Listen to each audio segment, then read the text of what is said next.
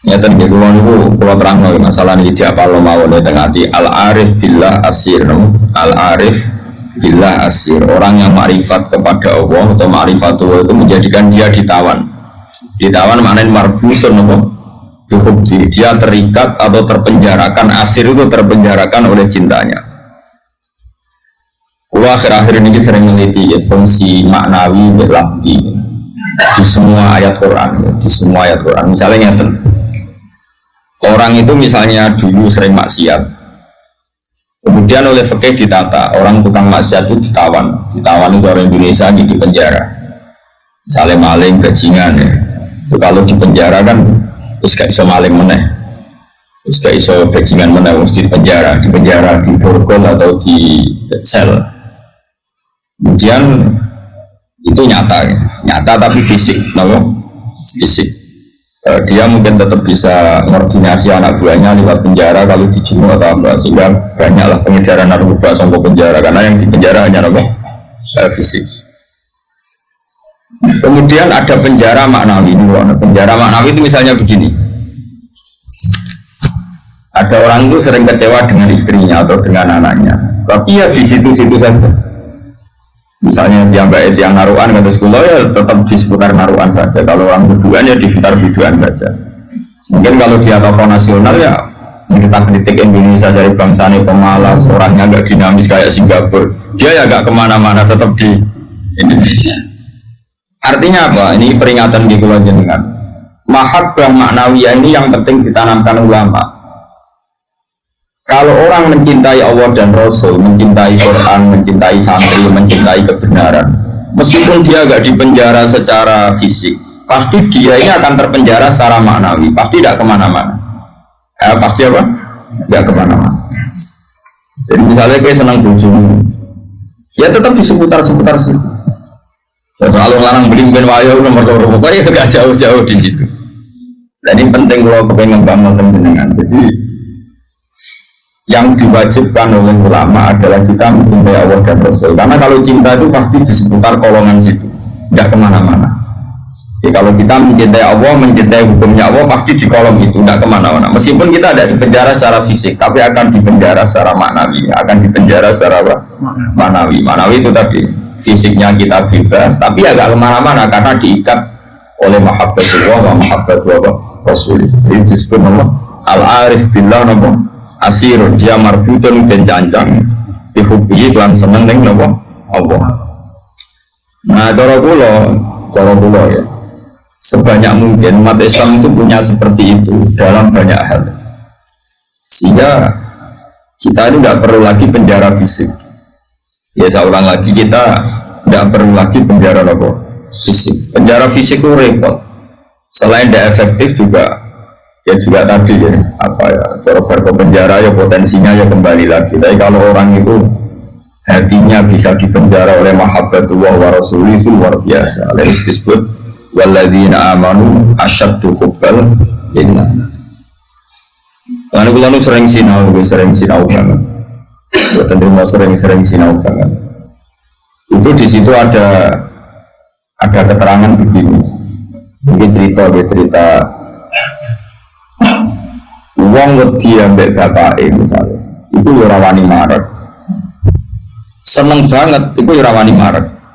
Itu ada, ini cerita orang normal, karena orang normal itu serahkan itu. Misalnya gini, kamu wedi ambek ibumu ora wani marek, seneng banget ora wani. Itu yang dilakukan Sayyidina Ali. Ketika ditanya, kenapa saya tidak melihat engkau makan bersama ibu kamu? Kata Sayyidina Ali, takut saya kalau ibu saya misalnya punya ibu ayam goreng sudah punya rencana itu. Kedisian tak cukup aku. Ya, asal kamu tengah elek kan lah, jangan ibu kan. Nah artinya apa? Ya senengnya marah rawani awal karena takut misalnya itu kan. Kenapa kamu tidak pernah makan bersama ibu kamu? Jadi tidak takut saya. Ibu saya di hidangan itu seneng misalnya dalam konteks Indonesia senang apa? Ayam goreng juga serobot. Wes, bumbu putus asa. Akhirnya milih tempe, lo tekan tempe kok serobot bisa. Sehingga masyhur makalah hedonnya saya itu tidak pernah makan bersama. Sama mungkin orang tertentu yang mencintai gurunya itu tidak berani bareng karena takut ganggu, takut macam-macam, tak pemandangan macam-macam. Nah, Jadi orang itu cara seneng dan cara itu mirip-mirip. Itu kata Imam Ghazali, karena khauf dan roja itu mirip-mirip. Nah, sama, gue misalnya seneng cawe itu, seneng bujumu, lagi asik maca, belok lipstick, buat lambinya anyar. Tapi itu ramor-ramor, mesti kayak bujumu nak rawak ayu, seneng wae rawak ayu. Tapi nak gue seneng kan mesum, ben ngeloni. Nah itu kan dunia yang berbeda. Muncul lagi seneng lambi anyar, diganggu, malah gue coba itu gak fair. Lalu nak gue seneng tenan. Yo duwi, maksudnya duwi ben nikmati nganggo lipstik, hati nganggo lambi anyar, pamer be kancan. Malah gue parah nih, itu haram pamer. Artinya wong iki bakas wong normal ya. Jadi wong seneng ambek wong gede ku padha-padha menghindar sebetulnya. Apa? Kalau orang normal itu ora ukuran ya, ora ukuran. Orang normal iki ya angel. Nah, sehingga kenapa ada wali ditanya, kapan kamu menikmati Allah? Jawabnya dia dulu, ketika saya menjauh dari Allah. Bukan menjauh dengan makna orang fasik itu enggak, dia menghindari sesuatu yang terkait Allah karena malu. Kalau enggak, makanya saya pernah cerita di ngaji ini, ada wali yang dia jadi wali karena sholat di saf awal. Dia malu kalau dipanggil Allah kok tidak yang terdepan, jika dia sholatnya saf awal terus. Ketika dia merasa wali paling elit karena yang amal seperti itu, ternyata diberitahu sama Allah kalau wali yang kelasnya dia itu yang sholat di pagar masjid, bahkan di luarnya. Ketika yang di situ, kenapa kamu wali juga udah sholat di belakang? Jawabnya, aku izin. Terus aku akeh awak kurang bener kok ngarep, sawangane kok paling bener. Ini kan tapi aja tiru lho, cukup iki. Ora usah mbok tiru kelakuane wis ngono. Jadi nek kowe guri kan gak karena wali tadi, pancen pemalas no. Iku wis ora wali. Umpama niru-niru ya sekali kan ora asli. Maksudnya sing wali asli sing tak critakno iku. Nek niru-niru kan wis sekali, iku wis gak sah terus. Plagiat orang kampus. Jadi wong iya mbok bajak ya. Jadi serai iso niru kan yo mung kan aku guri niru. Kulo isin terus wong pengen aku arep plagiat itu orang kampus gak sah. Tapi dulu ada wali itu malah justru seperti itu. Makanya ini kan pelajaran bagi saya dengan. Jadi yang penting kita ini sebanyak mungkin menciptakan penjara mana. Kalau itu sukses itu umat Islam luar biasa. Walau ngerasa, makanya saya ulang lagi saya itu buku yang sekolah kurikulum sudah banyak, yang bikin yayasan formal sudah banyak, yang ingin alim doktor, ingin doktor tafsir fikih banyak, yang ingin punya gelar dalam disiplin ilmu tertentu banyak. Saya itu ingin ada yang selalu tetap seperti saya, karena kelemahannya sistem kurikulum atau gelar resmi tentu kebaikannya juga banyak. Saya ulang lagi, kebaikannya juga banyak, tapi masalahnya adalah ini terfisikkan, agama terfisikkan. Saya beri contoh gini, ini yang nyata, bukan jari. Saya punya teman, dia cara berpikir, Gus kita harus bikin kurikulum. Karena kalau kita nggak punya dokter fikih atau dokter tafsir atau dokter ahli sunnah namanya, lalu nanti yang jabat di Kemenak itu orang-orang Wahabi atau Salafi Wahabi, nanti ya kebijakan Indonesia diarahkan Salafi Wahabi. Jadi lama-lama kayak Wali Songo itu tidak dikatakan pusat sejarah tapi pusat kemusyrikan. Rombongan Wali Songo ini rombongan kemusyrikan. Mau ketuanya ya ketua. Nanti mereka. Nah, tapi kalau yang megang di departemen itu orang-orang Sunni kan mesti diarahkan ke Sunni juga. Oke, itu baik sekali. Tapi saya bilang gini, secara matematika bisa dihitung. Lembaga kenegaraan, departemen Kemenak lah dalam konteks kita karena santri misalnya Kemenak itu hanya berapa juga? Paling yang ngurusi haji, ngurusi ini itu, ngurusi pernikahan, ngurusi pengadilan agama. Lembaganya itu bisa dihitung, taruh saja 10 berjumlah yang ditangani hanya berapa kasus. Bandingkan kalau kita, saya ulang, tapi ini tetap penting, saya ulang lagi tetap penting. Ada teman-teman kita di situ dan tentu sarannya yang punya gelar. Kan nggak mungkin dia ngelamar dari dirjen haji terus sebelum sobat Rufin karir usaha sopir suwi itu ya prestasi. Itu kan poin, cara pikiran poin, tapi cara negara kan enggak. Cara pikiran poin, bang nyabari nasib suwi itu cara pikiran poin. Terus wis wanen itu orang pengiran poin. Ada hadis Allah itu malu nyiksa orang sing wis wanen. Oh itu cara agama poin, tapi cara negara kan tak. Terus Allah itu seneng ngomong fakir sing lemu. Mereka wis rido betul-betul itu poin. Lo itu gurunya Imam Syafi'i itu lemu. Makanya kata Imam Syafi'i jarang ono wali sebagai lemu kecuali Abdul Hasan As-Syaibani. Itu dia jadi wali mergo lemu. Gua ketak saking dicari mbak Allah mangan. Betapa kok mangan terus. Orang-orang mau waras saka rahmate pangeran. Kowe mangan kok leren, berarti kowe nganggep ngakhiri rahmati Allah. Tapi nek ora iso leren. Jadi wali. Jalur itu pun bisa jadi wali. Tapi ojo gawe lho, iki kan gawe. Kabar ini wis gawe, yang berbari iki wis gawe, wis plagian lho. Tadi kau lah niru-niru serau lah, gak keren no. Terus sekarang kita hitung, ini nyata ya, dan saya sering ya berdebat seperti ini atau mikir seperti ini, karena saya ketemu berbagai pihak, ya tentu yang baik, yang punya mental ajiwan nasihat, punya mental nasihat itu irodatul khairin, yang selalu berkeinginan baik untuk yang lain. Lalu ada kiai-kiai kultural kayak Pondok Sarang, Lirboyo, Sidogiri, pondok-pondok besar. Ini kan nggak ada gelar. Tapi setiap di pondok itu diajari madzhab ahli sunnah. Ono sing kerja kemangsang yang pedalaman Kalimantan, ono sing bisnis kumrat buang renang itu wak marat, ono sing sugih mergo diorder dari guru privat, ono sing sugih mergo dikultus dukun nak dungan, macam-macam. Nah ini kan dari berbagai ini, ono kabeh. Jarani wali, terus rambutnya gondrong, bukan, macam-macam. Terus orang yakini nak rambutnya rakyat dipotong, satu godri larang, macam-macam lah. Macam-macam, jadi semua macam-macam. Sing sowan macam-macam. Pejabat kebentuk pangkat sowan. Ono sing sowan tok untuk ngombe, ono sing njuk godri, ono sing njuk donga. Kulo nak maca jambak abot iki kulo sangoni wonjolan semojo, macam-macam lah. Oh suka ora ngajar kiai di order. Agar kon maca dhewe mboten saged iki. Kulo atok salam template jiran sing maca. Kiai ini wong ya penting. Iku yo pinter juga ditampa terus memberi bani ditungani to mung percaya yakin yo dalaman. Tapi menangani ribuan orang, mungkin jutaan orang, dan karena yang nangani ini orang-orang ahli sunnah, maka mereka akan mengembangkan mazhab apa? Ahli sunnah. Saya itu berkali-kali cerita di mana-mana. Saya itu punya teman dulu sekolah itu goblok kira kawan, semarat goblok keriting. Gue atau mudah kan sekolah. Wirun bisa, lumayan gue ikutan. Itu pada sekolah atau mudah. Serangannya jaduk macam. Wah semua jaduk. Dia itu kerja di pedalaman Kalimantan. Kerja betul, dulu juga ada HP, dia punyanya surat. Terus bulan itu tentang pedalaman Kalimantan. Itu tiang-tiang tak ajak Jumatan, tak ajak sholat duhur. Dia ijeling, sisa-sisa fikih ijeling.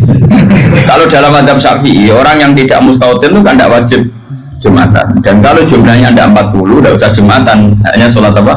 Duhur. Masih ingat ya orang goblok banget, terus mudah banget.